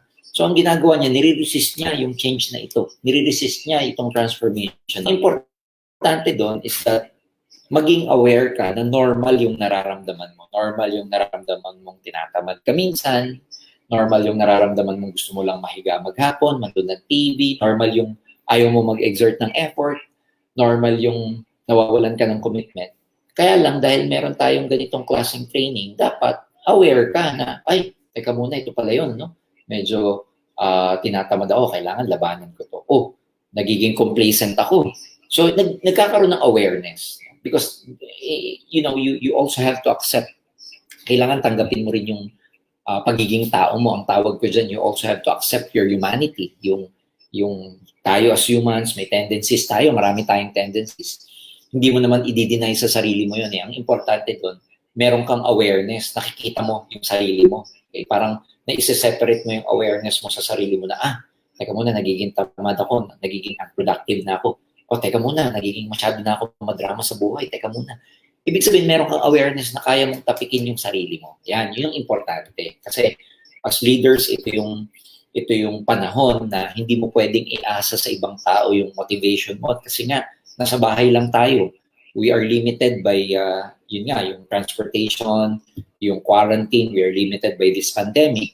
So ito yung best time na wala kang mahihingan, hindi naman sa wala, but, you know, kailangan ito yung panahon na ma-develop mo yung sarili mo na through yourself, kaya mong i-develop, kaya mong i-motivate, kaya mong palakasin, kaya mong i-push yung sarili mo. Ito ngayon yung panahon na yun. Hindi ngayon panahon ng pag-iinarte, naghahanap ka pa ng magpupush sa'yo. Hindi panahon to ng pag-iinarte na maghahanap ka pa ng upline mo na laging magfa-follow up sa'yo. Hindi ganun to. Ito yung panahon na nag-i-step up. Dapat tayong pare-pareho because lahat ng tao may pinagdadaanan. You cannot ask, you cannot, depend your motivation, you cannot depend your activity sa ibang tao, dapat nakadepend sa sarili mo yan. So, may transformation na mangyayari, okay? But during this transformation that you are developing your personal discipline, it's also very important that you are aware of this para, nalalabanan mo siya. Yun ang importante doon. Katulad na sabi ko kanina, natatapik mo yung sarili mo kasi aware ka na tinatamad ka, aware ka na nagiging complacent ka, aware ka na hindi ka productive, aware ka na natutulog ka na lang lagi, aware ka na you should be also aware that your upline is, or your leaders are also looking into you. Tinitignan rin yan. So, dapat maging conscious ka na may mga taong naghihintay na mag-grow ka. May mga taong gustong mag-bloom ka. So, yung level ng awareness na to is very important to develop daily kinds of daily activities. And another important thing, yung kadugtong nitong number 8 is of course itong go above feelings, that even if your feelings tell you that you are tired and you are stressed, you are alone, even if you are feeling down, you have to go above that feelings, yung malabanan mo siya, yung mas tumaas, yung hindi yung ikaw ang mag-handle ng emotions mo or feelings mo rather than your feelings dictating kung ano yung galaw mo. Because for most people, lalong-lalo na yung dinidevelop pa lang nila yung leadership nila, di pa sanay. Pero sa mga leaders, normal sa atin ito, yung ikaw yung nagdidictate ng pakiramdam mo, hindi yung pakiramdam mo ang nagdidictate sa'yo. So, even if your feelings tell you that you are tired, kahit na sinasabi ng katawan mo na pagod ka na, kahit na, nai-stress ka sa mga nangyayari, kahit feeling mo mag-isa ka, kailangan malabanan mo yung feelings na ito. Ang tawag dito is going above the feelings, no? Ako ay regularly work out kahit na walang gym. Ang ginawa ko, bumili ako ng dumbbells, bumili ako ng yoga ball para kahit paano may continuity yung fitness. So minsan hindi mo maalis dahil iba talaga yung nagpupunta ka sa gym na nakabihis ka, naka all gear up ka, tapos iba yung equipment sa gym, iba yung mindset pag nasa gym siya. Kaya pag nasa bahay, nakakatamad magbuhat kasi nandyan lang naman. But the important thing is, kailangan malabanan mo siya eh. Kailangan labanan ko yung feeling na nakakatamad, labanan ko yung feeling na masakit sa katawan, labanan ko yung feeling na nakakapagod. And ganun ang gustong maging productive sa buhay. If you wanna produce result, hindi ka sa feelings naka-based ka dun sa resulta na gusto mong makuha. And that's what I'm saying about those people who, after all, na merong pandemic, kahit na merong crisis na ganito, hindi bumaba yung production nila because they never depended on their feelings. No? Hindi sila nakasalalay sa feelings nila. Nakasalalay sila, nakatingin sila doon sa resulta na gusto nilang makuha. And so, to develop daily disciplines, hindi tayo dapat maging feelings. Yung orientation natin nasa feelings. Yung bang tipong hahataw ka pag feel mo, hahataw ka pag feeling mo, masipag ka, hahataw ka pag feel mo, malakas ang energy level mo. Mahirap maging negosyante na nakabase ang galaw mo sa pakiramdam. Paano kung pakiramdam mo matulog? Paano kung pakiramdam mo masakit ulo mo? Paano kung pakiramdam mo manood ka na lang ng Facebook? So, napaka-random ng pakiramdam. Ang daming pwedeng gawing comfort pag pakiramdam ang uunahin o susundin natin. Ang topic na ito, ibig sabihin, kailangan kahit na may ganun kayong nararamdaman na tinatamad o kaya gusto na lang manood ng TV o kaya nasa bahay na lang, na huwag na lang kausapin. Ang importante, nalalabanan siya. Okay, you go above these feelings because, again, pag yung feelings ang nag-dictate ng galaw natin, wala tayong matatapos. And if you feel that you're actually struggling, ito naman sa mga feelings na, walang nangyayari o kaya naman feeling mo nag-iisa ka or not even an inch gumagalaw yung network mo or nag-grow. Sometimes when you're in the dark, ang sabi nga, when you're in a dark place, you think that you've been buried, but actually, you've been planted. Minsan, alam mo yun, sa buhay, ilalagay ka ng buhay sa struggles eh. Madilim, malungkot, nag-iisa ka, pero hindi mo alam, dinidevelop pala yung strength mo na struggle. No? Yun lang yun. Ibig sabihin, imbis na isipin mong ikaw ay, pinahihirapan, isipin mo ikaw ay pinalalakas ng mga struggles na to. So, mindset yan eh. Ang mga nagiging successful sa business natin yung magaling mindset ng mga sarili nila. So, if you're alone, if you feel that you're struggling, if you feel that, you're doing everything and nothing is happening, then you just have to think that, yung strength mo, yung pinalalakas ka lang ng struggles na to. Sinasanay ka lang sa challenges para yung mga muscles mo lalong ma-develop. Kasi pag na-develop na yung mga muscles mo, yung mga capital mo, yung mental capital mo, emotional capital mo, of course, yung physical capital mo, pag malakas ka na, sa mga bagay na ito, mas nagiging ready ka for success. So, the important thing is, as leaders, entrepreneurs, we go above our feelings. Yung hindi tayo nagpapadala sa kalungkutan, hindi tayo nagpapadala sa mga rejection, sa discouragement, sa kahinaan. Yan ang importante. Right? And of course, resist the brain. Ito yung pinaliliwanag ko kanina. Success requires constant hard work and fighting against comfort and instant pleasures. Dahil ang hanapin ng utak natin, comfort, instant pleasure, nakadesign, nakadesign yung utak natin na maghanap ng comfort. Kaya, i-resist nyo siya, lalabanan nyo siya. Okay? And ang kailangan maging mindset ng isip natin, yung tayo'y humahataw, tayo'y may hard work, may pain. Okay? Because the truth is, pagka may growth, pag nag-grow ka, may pain eh. Hindi naman pwedeng walang pain. Every stage in our lives na nag-grow tayo, merong kaakibat na pain po ito. And i-mindset mo yung sarili mo i-mindset mo yung brain mo na kasama ito. Okay? It's a price you have to pay. And that's hard work. And it means constant. Kailangan ang pagiging successful, ang pagkakaroon ng production, ang pagiging productive means constant. No? Consistency. Hindi ka naman magiging mayaman ng isang beses na hatawan lang eh. Ang pagiging mayaman, success means consistency. The small things that you do every day, yan yung mga nagka-count ng malaki when you all sum it up. Pag sinuma total mo, ang mga magka-come up na nag-contribute ng success mo, yung mga maliliit na bagay na ginagawa mo araw-araw. So, instead, kaya ako gustong itopic to sa daily discipline because katulad na banggit ko kanina, ang daling magkaroon ng comfort sa mga tahanan natin kasi nga nakadesign ang brain natin, ang acceptance niya sa bahay, comfort eh. Pag nasa bahay ka, yung relax mode. Pag nasa bahay ka, yung kahit ano suot mo, kahit ano itsura mo, okay lang. Kasi comfort mo yan eh. Andyan yung pleasure eh sa bahay.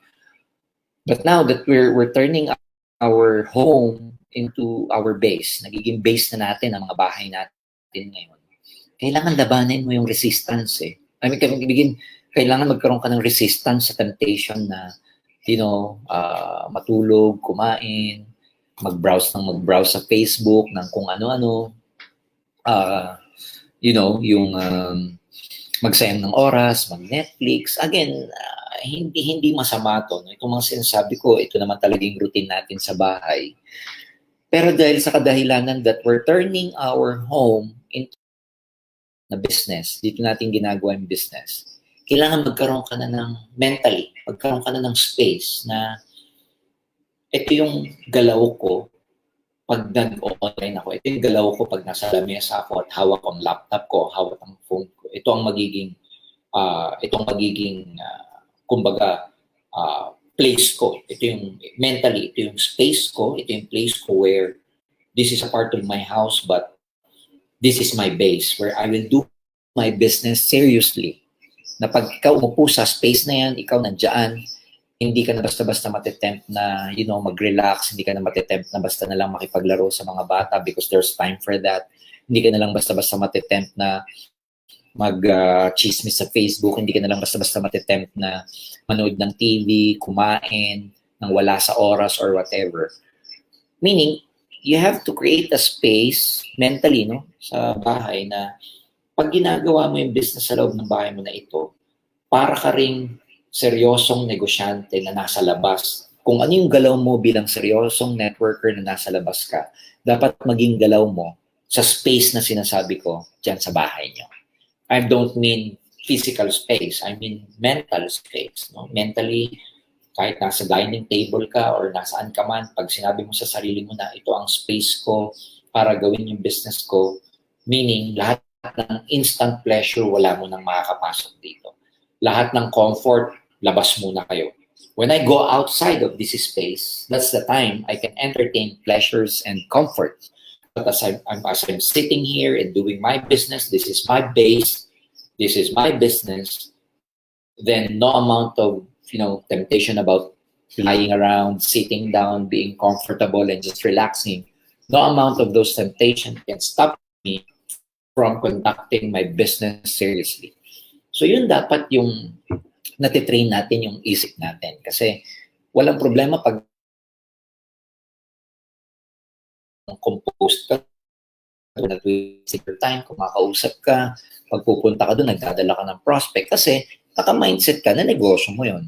Ang challenge ngayon yung negosyo natin, ginagawa natin sa bahay na comfort zone natin. So that you have to draw a line between that, yung kailangan makadraw ka ng linya sa loob ng bahay where you are serious and where you are really comfortable. So resist the brain, okay? Pagka nandiyan kayo sa comfort zone mo, resist the brain. Kasi totoo yan, nakakatamad. Lalo na malapit na naman magtag-ulan. Pag tuwing hapon, makulimlim.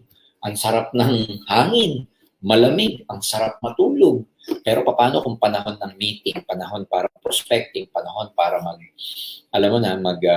conference call, mag-Zoom with your group, o kaya panahon para maglatag or mag-echo. So, dapat ma-resist ng brain yung mga pleasures, ma-resist ng brain yung mga comforts na yan. Kasi, again, you have to go above the feelings. Your feelings the result rather than our feelings, because kung yung feelings ang magdidictate ng galawan natin, walang mangyayari sa atin. And finally, of course, it's very important to find pleasure in the hard work. Huwag niyong i-treat yung hard work na masama, na mahirap. I-treat niyo na yung hard work ay masarap. I-treat niyo yung, kasi ang brain, naka-design siya to find pleasure over pain. Kaya pag yung hataw, ang inattach niyo sa hataw, mahirap, painful, iiwasan ng isip mo yun. Lalo kang hindi magiging creative. Pero pag inattach mo dun sa hataw mo, inattach mo dun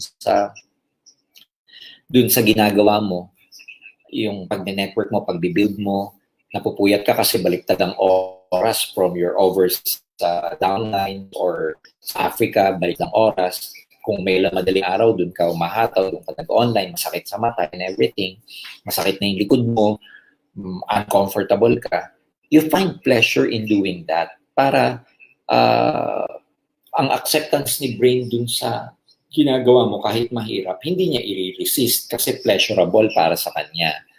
So, yan yung study, no? Kung bakit marami mga taong nahihirapang mag-quit sa smoking because they have trained their mind ng smoking pleasure.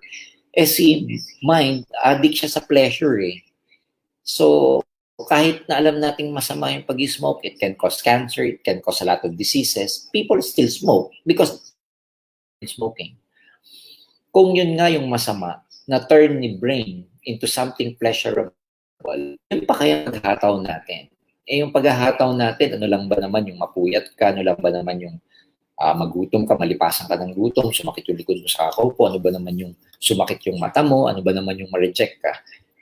In other words, networking business should be interpreted by your brain as something that is pleasurable for it. Kailangan ma-interpret ni brain, masanay si sarili natin na ang pag-network ay something na pleasurable. Para, again, gagawin lahat ni brain para, gawin siya. Hindi niya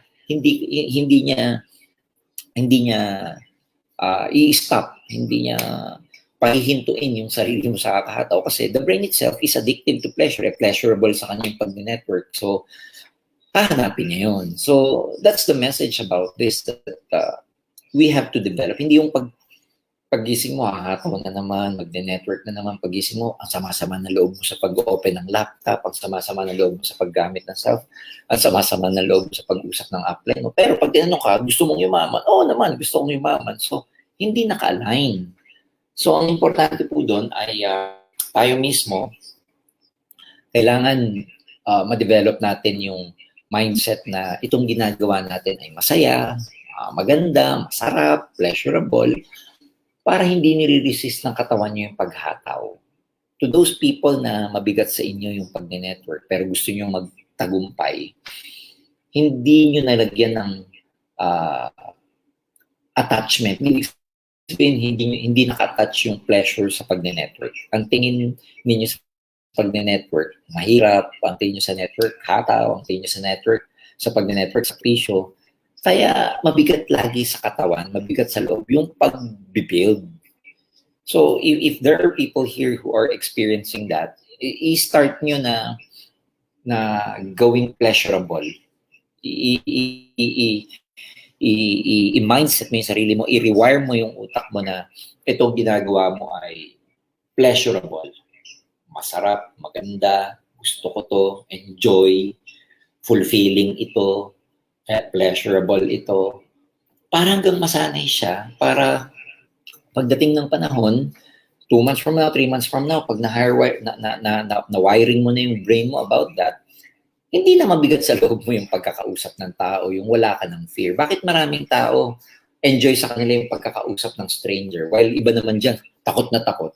Kasi yung mga enjoy sa pag-approach ng mga stranger, na-develop na nila na yung pag-approach ng stranger ay pleasurable sa utak. That's why they are comfortable doing that. While doon naman sa mga laging takot ma-approach, na-develop nila yung idea na pag nag-a-approach, nakakatakot kasi ma-reject. So, ayaw ni brain. So, that's why may makikita kayong mga tao na ang pag-network sa kanila masaya, magaan. On the other hand, meron namang mga tao nagde-network ang bigat, no? Mahirap. Kasi magkaiba ang wiring, magkaiba yung pagkaka-mindset nila sa sarili nila. So if you want na maging magaan sa inyo yung paghahataw, pag-network, yung enjoy ang pag-network sa inyo, you find pleasure in the hard work. Yung nag-enjoy ka. Maraming mga nag-gym, no? Na kahit na masakit sa katawan, masakit sa muscle, alam mo, pag nagbuhat kang ng weights na mabibigat, nag-gym ka ng seryoso, nag-workout ka ng seryoso, the following day, ang sakit sa katawan yan kasi ang muscle nagsusore, nabugbog, na-worn out yung muscle, so kailangan niya mag-recover. Kaya pag napunit ang muscle, ang sakit. Pero magugulat ka naman, bakit maraming mga weightlifters, maraming nag-gym, gustong-gusto nila na sumasakit yung katawan nila. It's because yung pain, yung sakit ng katawan, na-treat ni brain yun na pleasurable na. Nagets nila? Yung na-treat niya, ang acceptance niya dun sa sakit ng katawan, although pain siya, ang acceptance ni katawan ng katawan, ang acceptance ni brain dun, this is good, this is awesome, this is so nice. Kaya magugulat ka sa mga nag-gym, pag hindi sila nag-gym, sasabihin, no, namimiss ko yung sakit sa katawan, namimiss ko na yung back sore ko, namimiss ko na yung ang sakit-sakit ng muscle ko. Magugulat ka, masakit, pero ba't nila namimiss? Kasi they found pleasure in doing so. They found pleasure in what they do. Sa AIM, ganun din. Merong mga distributor, enjoy na enjoy nila, pero magugulat ka, hindi ba ang hirap-hirap? Bakit enjoy na enjoy kaya siya? Magkaiba ng mindset. That's what I'm saying. So if you wanna, yung gusto nyo mag-enjoy, gusto nyo maging magaan pag network, yung mas maganda yung pasok sa inyo, I'm telling you, enjoy the process. That's the way to do it. Kasi kung mahirap na nga, tas itatrato pa ng isip mo na mahirap, dobleng hirap, ayaw talaga ang katawan. Parang sa pag-gym, mahirap na nga yung binubuhat, nakakahingal na nga, ang bigat na nga, tapos ayaw pa to, marami magkukwit talaga sa pag-gym. Pero kung mahirap, masakit sa katawan, masakit sa muscle, pero ito, tanggap niya, gusto niya, pleasurable para sa kanya, gaganda ang katawan noon. Same na same sa pag-network. Parehong-pareho, walang pagkakaiba. It's just a matter of us being able to develop the necessary disciplines for that. Unfortunately, we tend to forget. That's why I encourage everyone, every time na may easy talks po, lagi kayong makikinig, lagi kayong mag-attend virtually. Kasi you need to be reminded, no? I mean, ako, hindi naman original na galing sa akin itong training na to. I researched, okay? Ang ginagawa ko when I develop a module, pinagsasama-sama ko yung mga librong nababasa ko and of course put in my experience in the module. Pero pag nagbabasa ako, when I create trainings, nare-remind din ako eh. So, doon ko na-realize na kahit na alam mo na, kahit na marunong na kayo, iba pa rin yung nai-remind sa'yo. Iba pa rin yung may nagre-remind sa inyo, whether it's a form of training, whether it's a form of books, whether it's in the form of your uplines or mentors or coaches. It's very important na merong mga reminders. And those reminders, katulad ng sabi ko, pwede nyo makuha sa mga training na ganito, sa Easy Talk. Pwede nyo makuha sa mga meeting nyo sa uplines nyo. Pwede mo makuha sa mga libro. Ang importante lang, meron kang ginagawa to be reminded. Ang problema sa lahat, I mean, may lockdown na nga, may crisis na, wala ka pang effort, wala ka pang initiative, and then dun ka mawawala sa landas hanggang sa mawalan ka na ng gana. Kasi may evolution din naman ng pagkukwit. Hindi naman nagkukwit bigla ang tao eh. May evolution yan eh. May naramdaman muna siya, or may naisip muna siya. Either way, may negative na naisip or mayroong negative na naramdaman. Tapos hindi nagpunta sa office o hindi kinausap ang upline. Hanggang sa kinatamaran na, hanggang sa nawala na yung belief level, hanggang sa nalimutan niya na yung goal niya, hanggang sa nakita niya, okay lang hindi mag-aim, hanggang sa hindi niya makita na, hanggang makita niya na hindi na important yung global until sa time mag-quit na.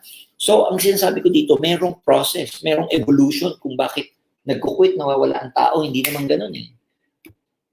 Labanan natin yung para hindi tayo umabot sa ganong klaseng evolution. That's my message here. And one thing para hindi ka mawala, hindi mawala sa yung goal mo, hindi mawala yung gana mo, is that enjoy ka sa ginagawa mo. You found pleasure in what you do because the brain will continue doing what it does if nag-e-enjoy siya. Pag hindi siya nag-e-enjoy, iiwasan niya. So, i-rewire natin yung brain that sabi ko, to find pleasure in our hard work. Kahit mahirap siya, kahit may sacrifices, kahit may struggle, kahit na, nakaka-drain emotionally, nakaka-drain mentally. I-attach natin yung pleasure to those kind of experiences for us not to give up. That's the thing about it. Yun yung word doon, para tayo hindi mag-give up. hanapan natin ng pleasure yung process na pinagdadaanan natin. So, I hope that everyone who is listening, okay, right now, you'll be able to get something from this, and at the same time, also, for those who have never, sa grupo ninyo na hindi naka-attend, I hope na you're able to share this with them. Because, again, importante may mga reminders. Although ito naman, post lang ito sa Facebook page natin, sa Alliance in Motion Facebook page. Recorded naman to, you can always go back here, and at the same time, also encourage your group who missed this training probably because meron silang ibang ginagawa ngayon or may kausap sila or may iba silang activity. Just go back to the past trainings, not only this, but to the trainings of some other trainers. We have good trainers in the lineup. Because again, you as leader, you have to do your part sa mga downlines mo to always remind them. Kasi ang one of the best things aside from production na pwede mong gawin ngayong lockdown is to be able to keep your people. Makip natin yung mga downlines natin. One way of keeping is of course training, keeping them updated, keeping them motivated, keeping them updated. And buti na lang meron tayong easy talks regularly katulad nito where kung hindi ka man makapanood ng live, at least you can go back and watch this with your group and also brainstorm. Pinakamaganda mangyari yung team nyo, magkaroon kayo ng Zoom meeting maya, tapos sila na ikaw ang nag-host ng Zoom, sabihin mo, ikaw, anong natutunan mo kanina sa talk ni Sir Jurgen, take away mo. So imagine if you have like 20-25 of top of your leaders na nakinig ngayon, tapos after this, may Zoom meeting kayo mamayang gabi, and paisa-isayin mo silang kausapin kung ano yung take away nila. Ibig sabihin ng take away, ano yung talagang tumatak sa isip nila, ano yung talagang na-internalize nila. Then, everybody, nagkakaroon ng chance magsalita, tapos na-enhance yung skills nila, tapos at the same time, mas nagiging makabuluhan yung natutunan nila kasi we share it with a group through Zoom nga lang. So, again, you can be very creative, no? Kahit na nasa lockdown, kahit na nasa pandemic tayo, you can actually become very, very creative. You can have brainstorming with your group. You can have meetings with your group. You can just have meetings for fun. Hindi naman kailangan na laging may topic sa pag-meeting. Pwedeng mag-meeting kayo, just magtawanan lang and all. Ang importante, enjoy ka. Okay? Importante, gusto mo yung ginagawa mo, magaan yung ginagawa mo. Kailangan dumating po sa point na gano'n. Ngayon, kung 1 year ka na, mahilit. Mabigat pa rin sa'yo ang pag-networking. Mabigat pa rin sa'yo ang AIMGlobal or Empowered Consumerism.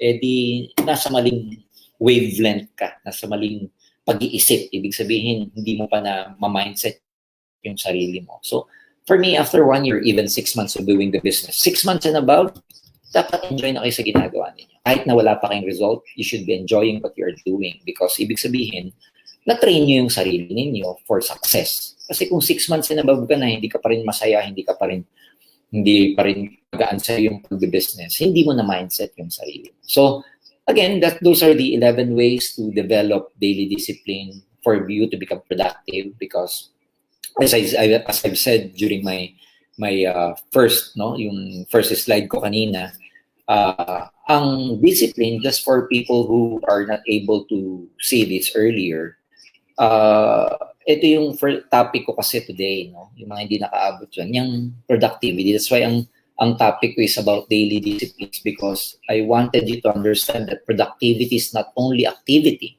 Of course, pag maraming activity, maganda productivity mo. But it is not just like that, no? Hindi lang siya activity. Ang pagiging productive is not magic. It doesn't happen overnight. It doesn't happen instantly. Ang pagiging productive po is a matter of discipline. Kaya ang naging training ko tonight, ang naging training ko today is about discipline because yun yung gusto kong i-share sa bawat isa sa inyo. So, that ends my presentation for today sa Easy Talks natin, and I hope I was able to impart with you some important information where you can use that you can use to your downlines. There's so much thing in store for us in Empowered Consumerism. We have a lot of announcement to make in the next coming days. Tomorrow, meron po tayong June 12, Independence Day. May gimmick ang company. Meron tayong pa-contest. Watch out for the announcement dito sa FB page na to, Alliance in Motion Global Inc. page. We shall have a contest for in celebration for our Independence Day. But just wait for for further announcement later. Ipopost po namin yan. and I hope everybody will be able to participate. And at the same time, we will have some major announcements also in the next coming days. I'm not just in the liberty yet to tell you, pero kaya ako sa inyo sinasabi to, para iparating na ang management po ay hindi humihinto, nag-iisip po kami, nag-i-improve po tayo, gumagawa tayo ng mga innovations, gumagawa tayo ng mga iba't ibang mga paraan where we can help you grow your business. Ang masasabi ko lang is that there is so much in store for you in this business, mga empowered consumer members, community natin. You're in the right place, you're in the right company, you're in the right opportunity. Because kami sa loob ng management, especially the board of directors, particularly Doc Ed, hindi naman siya humihinto. And laging nagpapaabot ng mga iba't ibang mga paraan where you can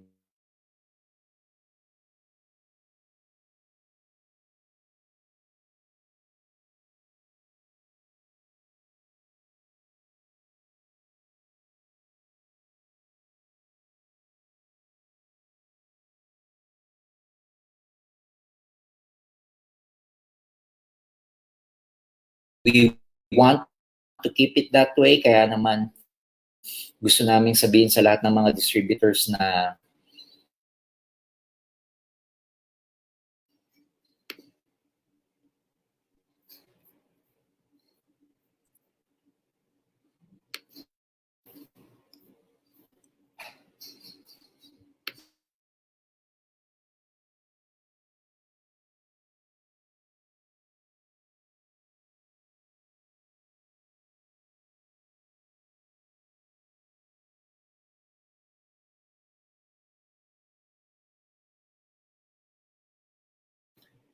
okay, God bless everyone and stay safe. Hope to see you all healthy. In God's time, magkikita-kita pa rin tayo. Thank you, thank you.